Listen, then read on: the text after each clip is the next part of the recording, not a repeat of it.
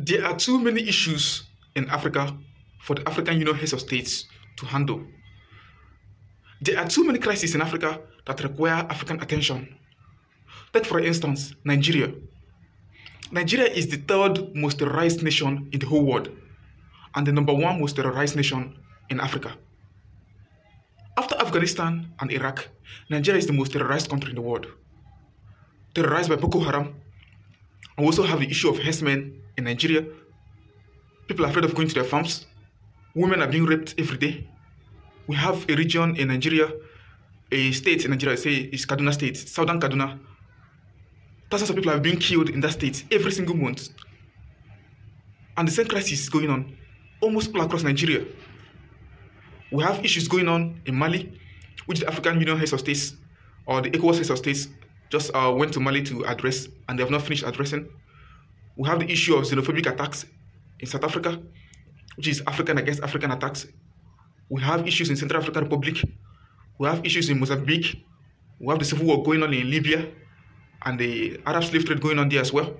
We have the issues in Somalia. We have the issue between Ethiopia and Egypt going on over the dam, which is still a latent conflict. These issues and many other issues require our attention urgently. We also have latent conflict, because these conflicts I mentioned mostly are open conflicts, because we have three stages of conflict. We have surface, we have latent, we have open conflicts. According to Mwenga Oduntan, author of International Law and Border Disputes in Africa, there are over 100 border conflicts in Africa. These are latent conflicts. They have not yet become open. They have not yet turned to full-blown wars. These issues all need to be addressed. There are too many issues in Africa to be addressed. And the African Union heads of states cannot address all these issues. The African Union heads of states, they have different nations that they are taking care of. And they do not have the time to look into all these issues and bring lasting peace. That is why we say we need something else to be done urgently.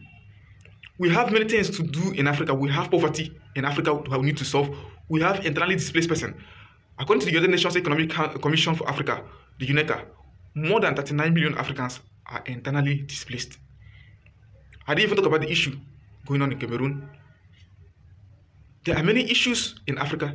We need African leaders. We also need the African people to come in to salvage the situation. There are two determinants of African unity and progress. We have the African leaders and we have the African people. African leaders alone are not the determinants of African progress and African unity. The African people are part of this move. In The Wisdom and the Power of African Unity, my first book, I spoke about it, I wrote about this in length, explained this very well. That African leaders and African people are the two wings on which African unity and African progress fly. African leaders alone, African heads of state alone, cannot achieve much for Africa. The African people need to come in. That is why we must do something new. We need an institution that unites the African leaders and people that can be taking care of the situations in Africa. And the institution that is vested with bringing the leaders and people of any nation together is the Congress or the Parliament. That is why we must have the African Parliament. I am not talking about the Pan-African Parliament that does not have a clear defined role and no African knows about it. Only very few Africans know about the Pan-African Parliament. I'm talking about a full-fledged African Parliament, just like we have in the European Union.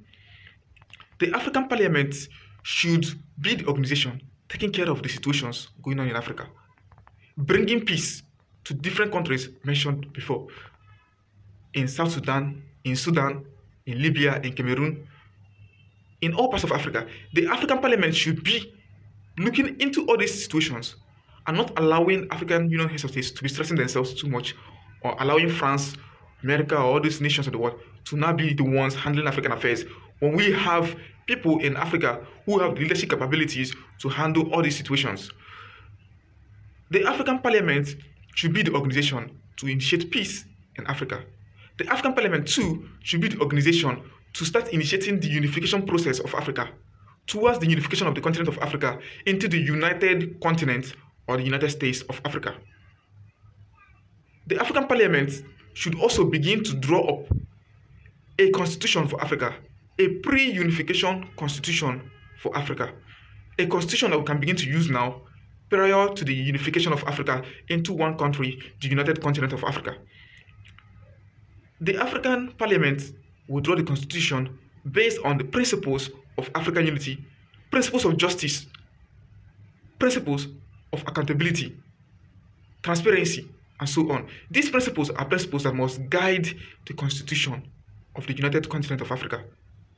Once the African Parliament is formed, the African people would have a place, a platform they can go straight to and tender their opinions and tender their grievances for them to be heard and for the African problems to be handled by Africans themselves, ourselves.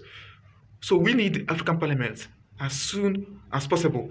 That is where African unity will begin to be taken seriously. The African Parliament will then become sort of the African government. That was how America united in the year 1774 when the Continental Congress was formed by the 13 colonies of America.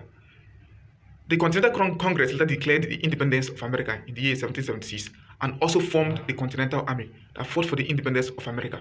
So Africa has gotten to the point where we should now have the African Parliament, the organization that will now bring complete unity to Africa and become the organization that all Africans will now begin to look up to as the African government.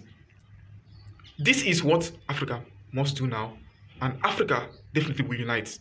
Peace to Africa. Peace all over Africa. May God bless Africa. This is Eze Chimere Nwauzo, leader of the One Africa Family Organization, author of The Wisdom and the Power of African Unity, and author of 222 questions and answers about African progress. Uhuru Amani.